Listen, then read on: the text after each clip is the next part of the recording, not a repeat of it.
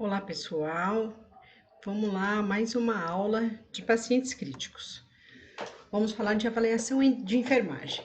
O uso de protocolos facilitará a tomada de decisões e visam oferecer informações sobre a avaliação dos pacientes, procedimentos diagnósticos, auxiliares, bem como agilizar as intervenções médicas e de enfermagem que se fizeram necessárias.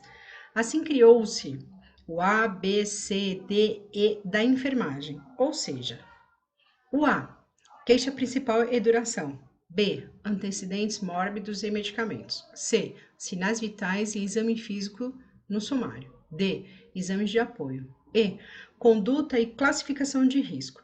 As avaliações deverão ser feitas de forma sistemática e sumária, contendo situação, queixa, duração. Breve histórico, relata pelo próprio paciente, familiares ou testemunhas. Atendimento de parada cardiorrespiratória. Em um pronto atendimento, a parada cardiorrespiratória ocorre diferente do apresentado em uma unidade de terapia intensiva. Normalmente, em uma UTI, o atendimento da parada é relativamente previsto. Como o paciente está sob constante monitoramento, os profissionais conseguem perceber a deterioração clínica e antever, assim, o atendimento emergencial. Já em uma unidade de pronto-socorro, na maioria das vezes, o paciente chega em situação extremamente grave, sem que os profissionais conheçam seu quadro clínico e saibam o motivo da situação emergencial, assim como possíveis comorbidades que possam afetar o prognóstico. Para tanto, é fundamental que os profissionais estejam constantemente em sobreaviso, com equipamentos, materiais e medicamentos disponíveis para o atendimento. Relembrando a definição de parada cardiorrespiratória, situação onde clinicamente não se perceptíveis os movimentos respiratórios e batimentos cardíacos. Necessário certificar-se dessa situação, chamar o paciente pelo nome, procurar pulsação em grande artéria, verificar sinais de respiração, fazer pressão com os dedos da mão sobre o ombro externo para provocar uma sensação de dor, diferenciando de pacientes em coma profundo. Principais causas: obstrução de vias aéreas superiores, depressão do sistema nervoso central, superdosagem de drogas, edema cerebral, choque e pouca concentração de oxigênio. Sinais e sintomas: apneia, pele fria, extremidade cianótica, ausência de pulso femoral e carótido, inconsciência e midríase, que é a dilatação das pupilas. Tratamento: seguir a ordem do suporte avançado de vida, que é o CAB. C. Circulation. Suporte circulatório, massagem cardíaca. AIR. Desobstrução das vias aéreas. Bracketing. Suporte ventilatório. Passos a serem seguidos. Determinar o horário de início do atendimento, colocar o paciente em superfície rígida, iniciar a massagem cardíaca. Avaliar a presença de corpo estranho em traqueia, que possa ser obstruído de vias aéreas, aspirar vias aéreas se for necessário, efetuar a hipertensão de pescoços, facilita a entrada de ar pelas vias aéreas. Oferecer o oxigênio, máscara, ambu, catéter, intubação traqueal, traqueostomia, boca a boca e etc. Funcionar o acesso venoso calibroso para infusão de drogas, periodicamente verificar sinais vitais para conferir o sucesso das manobras, administrar a medicação, realizar um eletrocardiograma, manter o controle sobre o horário de atendimento, seguir as orientações médicas. Os materiais e medicamentos utilizados em uma PCR normalmente ficam armazenados em carrinho ou local de fácil acesso. Tábua de massagem, ambu com máscara, laringoscópio com diversas lâminas, cânula de intubação de vários números, sondas de aspiração traqueal de vários calibres e o aspirador. Frasco de umidificador, cânula de Guedel, eletrocardiógrafo, desfibrilador, material para acesso venoso, seringa de diversos tamanhos, agulha de diversos calibres, campo fenestrado, gases estéreo, fio cirúrgico, luva estéreo de diversos tamanhos e luvas de procedimento.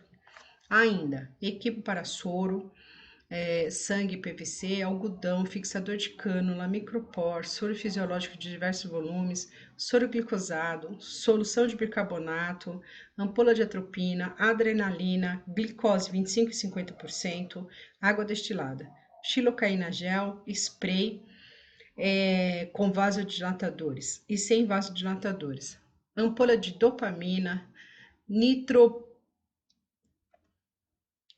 nitroprusiato de sódio, bicarbonato de cálcio, antiarrítmicos, broncodilatadores, sedativo, analgésico, hipotensores, cardiotônicos, anticoagulantes.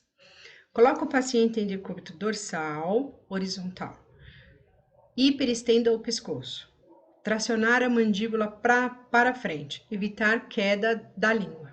Posicione o ambu e faça movimentos respiratórios de modo rítmico e contínuo. Realizar de 12 a 20 respirações por minuto. Uma ventilação com ambu. Este é o ambu, né? Aqui nós temos a máscara. Vamos acoplar pegando do nariz ao queixo, tá? Tampando toda essa parte da boca, tá? Então, ventilação com ambu. Uma hiperextensão cervical. Preciso fazer essa hiperextensão para poder melhorar aqui, ó, a passagem de ar para os pulmões, tá? E essa é uma intubação orotraqueal. Fez a intubação, né? Aqui, ó, para o lado da traqueia, não para o lado do esôfago. Intubei, então aqui eu tenho a cânula de intubação.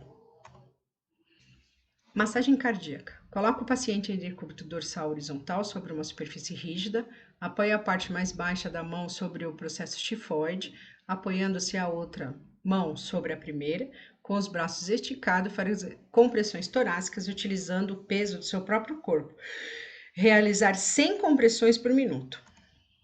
Certo? Então tá aqui, ó.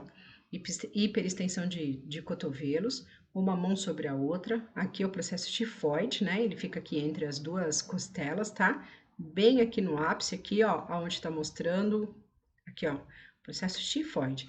E aqui eu vou iniciar as massagens. Uma posição correta, precisa estar com as pernas dobrada, né? Eu preciso ficar de joelho e com os ombros, né, alinhados.